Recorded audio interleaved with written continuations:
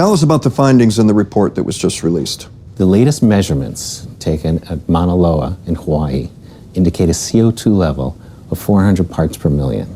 Just so we know what we're talking about, if you were a doctor and we were the patient, what's your prognosis? 1,000 years, 2,000 years? A person has already been born who will die due to catastrophic failure of the planet. What did he just say?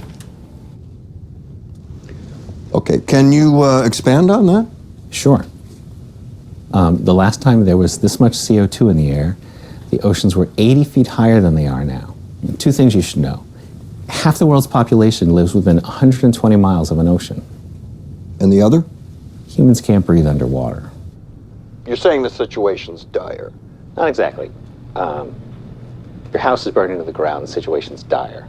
Your house has already burned to the ground. Situation's over. So what can we do to reverse this? Well, there's a lot we could do. Good. If it were 20 years ago or even 10 years ago, but now, no. Can you make an analogy that might help us understand? Sure. It's as if you're sitting in your car, in your garage, with the engine running and the door closed, and you've slipped into unconsciousness, and that's it. What if someone comes and opens the door? You're already dead. What if the person got there in time? You'd be saved. Okay. So now what's the CO2 equivalent of the getting there on time? Shutting off the car 20 years ago. You sound like you're saying it's hopeless. Yeah.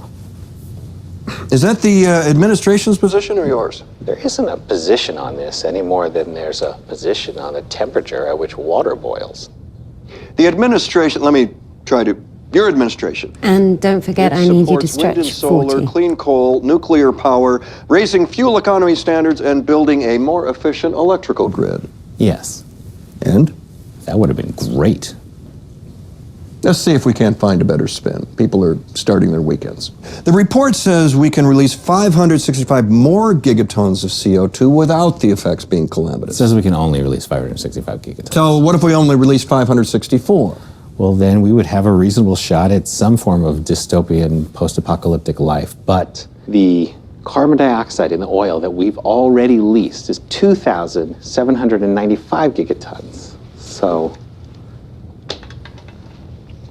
What would all this look like?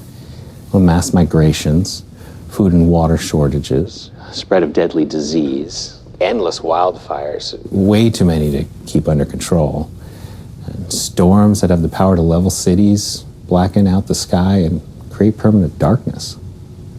Are you going to get in trouble for saying this publicly? Who cares? Mr. Westbrook, we want to inform people, but we don't want to alarm them. Can you give us a reason to be optimistic? Well, that's the thing, Will. Americans are optimistic by nature.